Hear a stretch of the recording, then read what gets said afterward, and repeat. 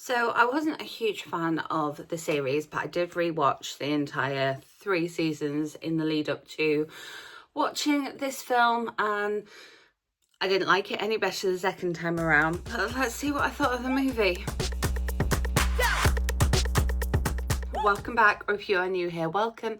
My name is Katrina and I make bookish content as well as movie reviews here on this channel every week. And I am a big Star Wars fan. So all of my movie reviews are spoiler free. I'll leave a playlist of recent reviews linked up above.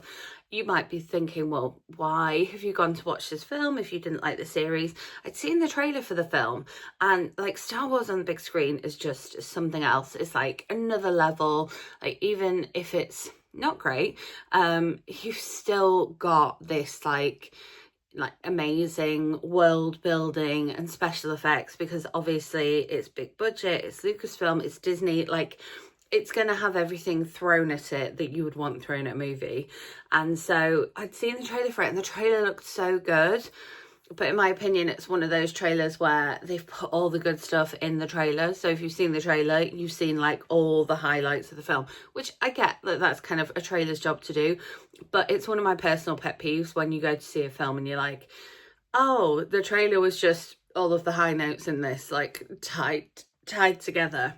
And unfortunately, despite it being on the big screen, it did still feel like just an extended episode of The Mandalorian, or like 2 episodes tied together.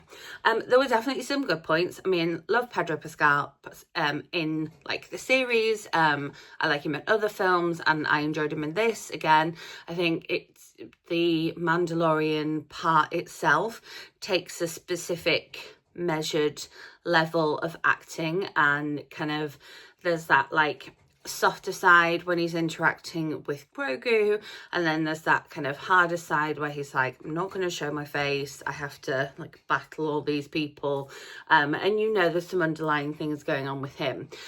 So again, like, he was definitely a high point. And then we've got the sort of arrival of the Hutts, so related to Jabba the Hutt, and Jabba the Hutt is referred to in this one as being dead, and so that's kind of, it sets you in the timeline of the Star Wars universe. But I was like, seeing the trailers, like, oh, interesting.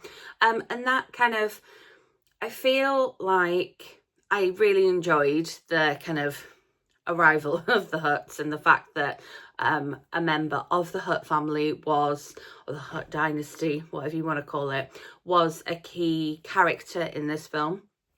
But I do feel like with that inclusion, or with them being a big part of the storyline, they were sort of pandering a little bit to like OG Star Wars fans, or kind of maybe Star Wars fans who are a little bit like me and weren't massive fans of The Mandalorian.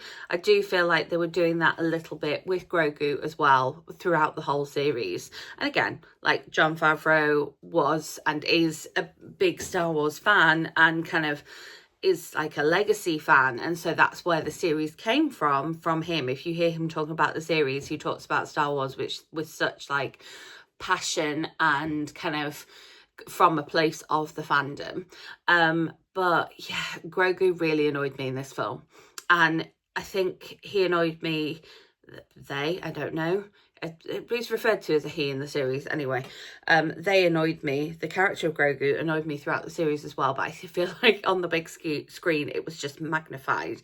So there's points where it's like, well, if he can like use the Force in this situation, why is he not using the Force in this situation? And the constant like synthesized baby sounds that are like the baby sound that you get in, like, you know, any sort of baby in a sitcom, baby in a film, a toy baby.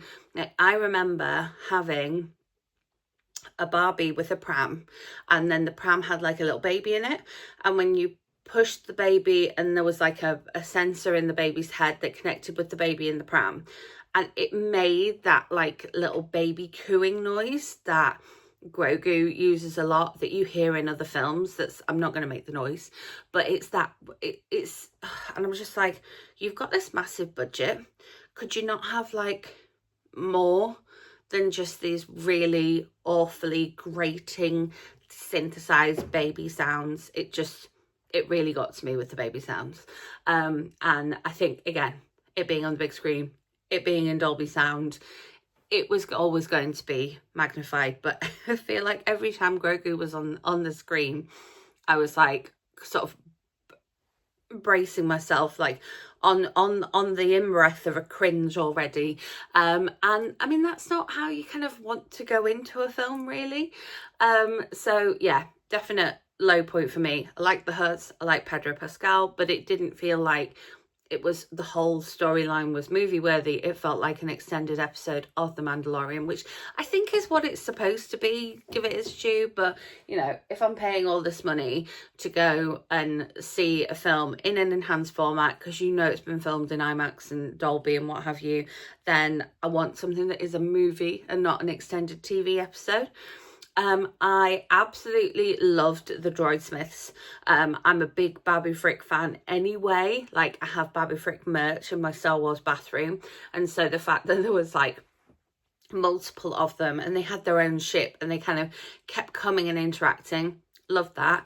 Wish we'd seen more of them. They didn't have silly synthesized sounds. Yes, they talk a little bit silly, you know, but it's not quite giving Jar Jar Binks. Like, their silly speaking is like measured and timely and sparsely used so that it has some sort of impact. I really like those. And then I kept sort of expecting maybe somebody else from within the universe to come in. Like, you know, we had some droids and what have you, but I maybe expected somebody from the OG universe, or from, like, you know, episodes 4 to 6 or 7 to 9 to appear somehow. I don't know, maybe I went in with too high expectations. I think the fact that we had the Huts in there maybe led me to believe that there might be somebody else. I thought Sigourney Weaver did a good job, but I did think some of the casting was a little bit stunt casting. Again, kind of appealing to people to be like, oh, come and watch this big blockbuster film, we've got a lot of budget, when in fact they kind of knew that it was just an extended episode of The Mandalorian. So I mean, overall it sounds really negative. Like, I didn't leave. However, usually when a Star Wars film comes out, I would try and watch it in like multiple formats to see which format I preferred. I will not be going to watch this one again. Like, I mean, obviously, if it was a situation where there was nothing else to watch and I needed to kill some time at a cinema, or it was like roasting hot outside and I wanted to go and sit in air conditioning for a little bit, I might find myself watching it again. But I can't see myself rushing back to the cinema to go and see this one again. And I can't see myself watching it on Disney Plus again, even. Genuinely, even next Star Wars Day, I don't think it will like factor into my rotation of Star Wars films that I watch on Star Wars Day.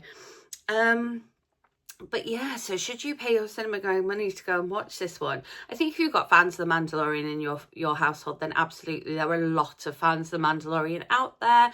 You know, there's enough merch, there's enough stuff going on that we know that this is the case. This is the way.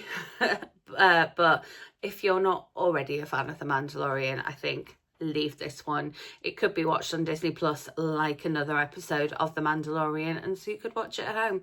Obviously the special effects were there, obviously the sound was there, but I thought the special effects weren't as good as they could have been, especially the sounds that Grogu makes. And that's my opinion. As always, if there is another film you would like me to go to the cinema and watch and bring you a review here next week, let me know in comments. If you enjoyed this video, give it a thumbs up. Make sure you subscribe and hit that notification bell so you don't miss out on future movie reviews coming your way. And I will see you with my next video. Thanks for watching.